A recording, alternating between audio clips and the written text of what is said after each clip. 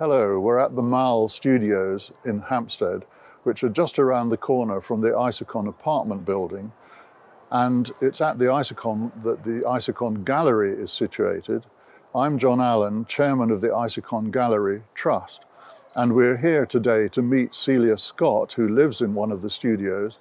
And Celia has curated the marvelous exhibition that will be on show at the gallery this coming season to tell some of the stories that come out of this collection of studios, which was the centre of progressive art in the 1930s. So let's go and meet Celia now in her studio.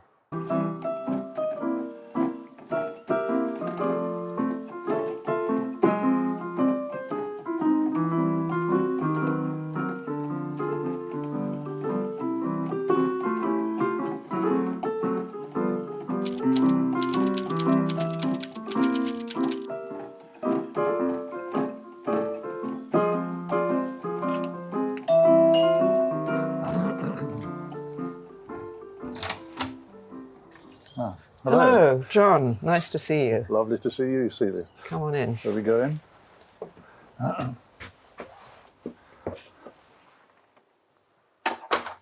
Celia, it's lovely to be here with you in your studio. Tell us, how did you come and when did you come to live in the Mall Studios? Well, I came in 1975, which is when I married Bob. Bob, that's Bob Maxwell, who was a professor of architecture at University College. He was also an architect in the early days, and later we went to America and he became Dean of the School of Architecture there. He also wrote a lot about architecture. Yes, so he was already living here. Yes, so he bought this studio in 1963 and moved in here with his wife, his then wife, Margaret Maxwell, who was a landscape architect, and their 3 children. Now, this particular studio, which is number 3, was previously lived in by Herbert Reed, who was a very significant figure in the 1930s especially. What sort of influence, if any, does his previous life in here bear on your life here? Well, when I originally moved in here, I wasn't really aware of that. I thought the space was fantastic, and I was also in love with Bob and in love with the space. It wasn't until later on that I found out about the history. And I suppose I was always more interested in the other artists who live here, Barbara Hepworth and also especially Ben Nicholson, the painter. Herbert Reed, being a critic, I suppose there's some sort of connection in the sense that my late husband, Bob, wrote about architecture in a very broad sense and was a critic. But otherwise, I wasn't so interested in him. And have there been many alterations to the building, or your studio in particular, during the time you've been here? This studio seems to have an extra balcony, which the others don't have, a gallery. And I think this was probably put in at the time when Barbara Hepworth's and Ben Nicholson's triplets moved in here with a nanny and a cook. So they must have needed more space. Yes. At the time of Herbert Reed, this gallery, it appears, wasn't here. What we did was we actually put this ply. There was some sort of knotty pine, and we put the ply on because we felt it was more of the time. Surely, yes. And then later on, I built myself a studio at the bottom of the garden. There's an article in, I think it was called The Architect in those days, of 1872, in which they describe the materials. So the beams are made of hickory, apparently, and American hickory. So they were very soundly built for the time. Yes. I mean, as a practicing artist, and you're an architect, an artist and a sculptor, how do you use the studio for your work, and is it conducive? Do you find it a very satisfactory place to work?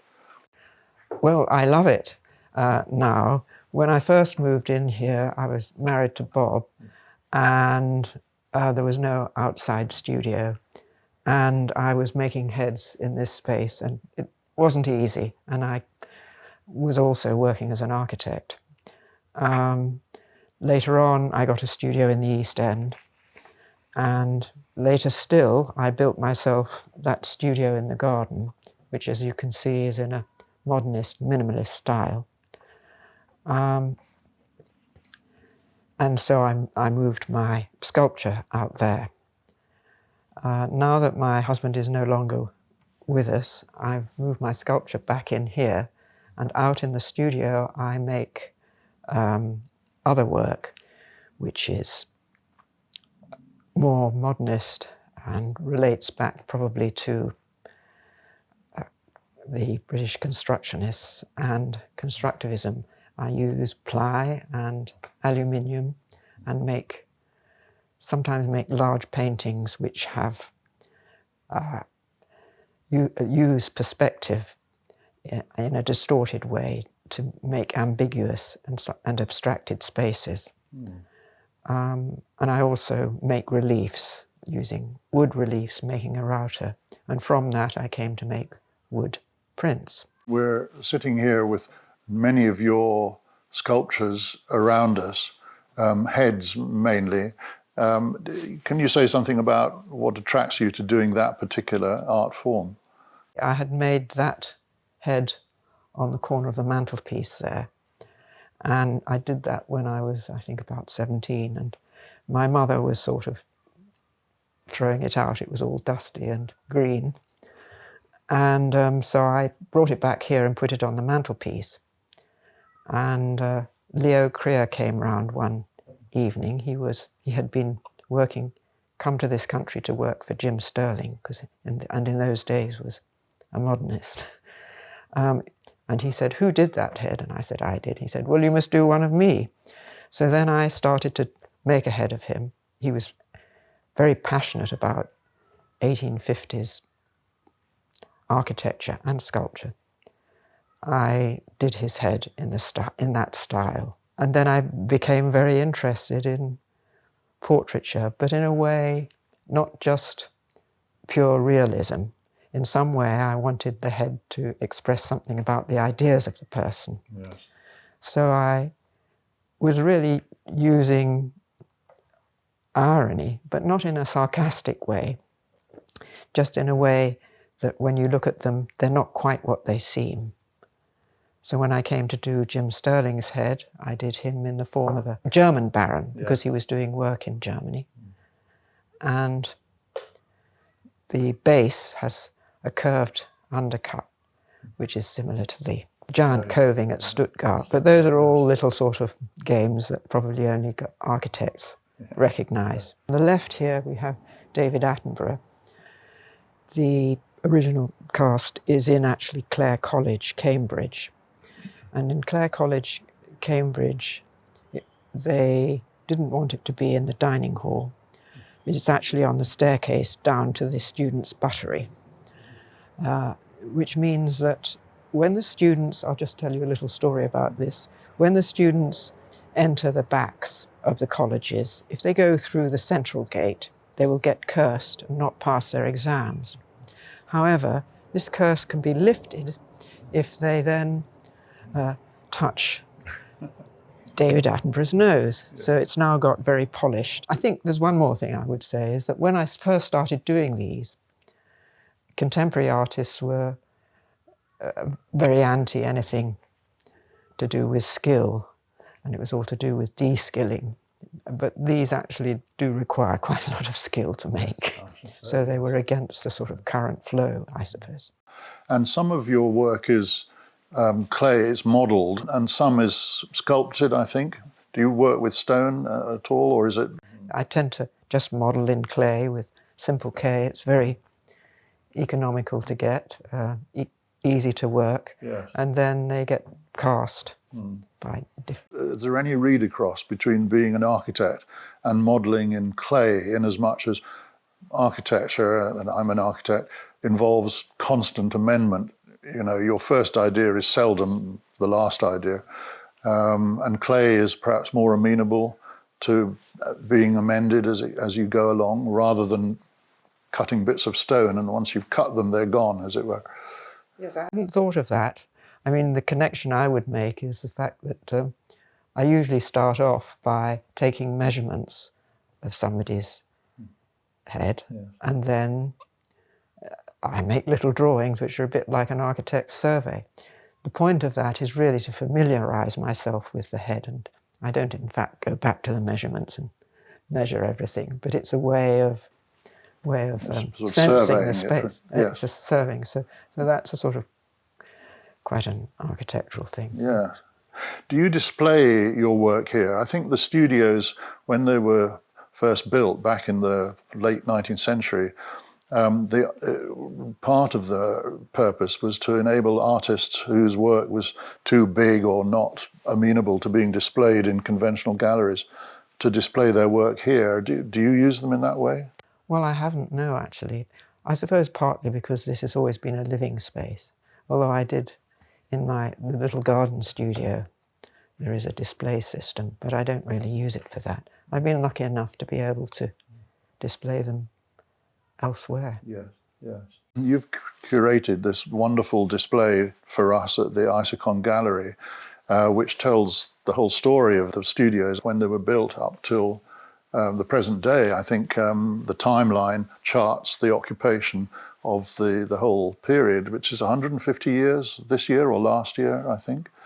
Can you say something about how you approached doing this particular assignment? Well, I've always been very interested, well, for some time, been very interested, not from the very beginning, as I mentioned, in the people that lived here. And the well-known ones were Barbara Hepworth, Ben Nicholson, and Herbert Reed. And Mondrian also lived in a studio that backed onto the Mall for a couple of years.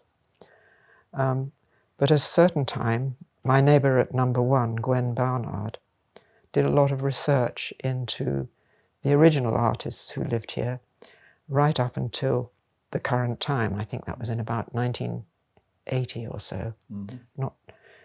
And she gave me that information. She had looked at Kelly's directories.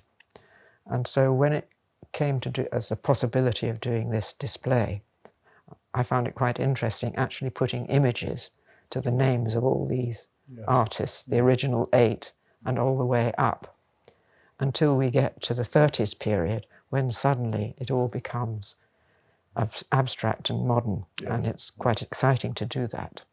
I mean, we're obviously, by we, I mean the Isokon Gallery, are interested in the artistic circle and the sort of creative ferment of that particular period. And Jack Pritchard, who was, as you know, the original developer of the Isokon flats, was a terrific promoter of plywood. We've mentioned plywood already. Is there a meaningful connection, do you think, between the Isokon and the Iso Bar and these flats? I mean, was that a significant relationship in the 1930s, do you know? Well, yes, I think there were two significant relationships. One was, in fact, the number of people, Bauhauslers, who came to live in the Isokon, such as Gropius and Breuer and Mohelinage. And they often came here to this studio, which was Herbert Reed. Herbert Reed used to, and being an editor, used to entertain quite a lot, and I think gave a party for Gropius. And then Cecil Stevenson at number 6 gave parties, and he also gave the only performance of Calder's Circus there, which a large number of people came. And then Barbara Hepworth and Ben Nicholson were at number 7, and they used to give parties. It also worked the other way around, because there was a sort of dining club at the Isokon. And to start with, it didn't have its own space, but it was for residents of the Isokon and local residents. Then later that became the Iso Bar. Iso Bar, yes. And Ben Nicholson was certainly a member of, what was it called, the Half Century? The Half Hundred Club, Half I think. Hundred Club. 50, in other words, yes, so 25 members and yes. 25 guests, I think is how it worked. And actually, Ludo Reed, who was Herbert Reed's wife, second wife, who lived here, said that she remembered going to a dinner, not at the Isobar, but some to do with this dining club. And she said they had rook pie. They used to have very exotic meals. Locally sourced, I've no doubt. There is something else I'd like to say about the exhibition at the Isocon. But what I was particularly interested in was the way the studios are used and how they change over time and how they perhaps even contribute to the artwork that's been done. Because they began as working-only spaces for work, well, work and display. And then they became live-work spaces, or live-work, live-performance, Yes. live-social. And then finally now they're mainly, except in my case, my small case, they are used mainly for living. Well, Celia, we're standing now in this extraordinary space. There's a lot going on here. Would you like to say something about how it's organised? Well, the spaces were originally designed as custom studios for artists to work in. In 1872, these artists, the first 8 original artists, lived in the big houses on Parkhill Road, or 3 of them did, and they had gates at the bottom of their gardens and could walk through and work in these studios, which were tall enough to display large-scale works which were too big to go in the Royal Academy. They were also used for display. They were open 4 or 5 weeks before the Royal Academy show, and people would crowd in to see the very special work. So this window, this large window, is east-facing, so they had perfect light for that. And they all had one gallery, like this one, which was not closed in, which was purely for storing paintings. This particular studio has a second gallery, which we think was probably built at the time when Barbara Hepworth moved her triplets in here. That red spot up there is in fact a red cork mat, and that's in historical reference to one of the original inhabitants here, that's Herbert Reed. Because when he first moved in here, apparently the walls were painted white and the woodwork pale blue, and he had white lino on the floors. Ben Nicholson came in and looked, and he went out again. And he came back in again with a red painted cork mat and said, we must put that up there, and he positioned it very carefully. The land was owned by the church commissioners because there was it was part of St Dominic's Priory, and that land over there, which is now a school, primary school, was part of the Catholic school, and the freehold was held by the church. And it wasn't until the 50s, I think the first one was sold off. The freehold was sold off in 1953. Thank you so much for allowing us to see all your working space, your work, and it's been a wonderful experience. Thank you. Well, thank you. It's been very nice talking to you.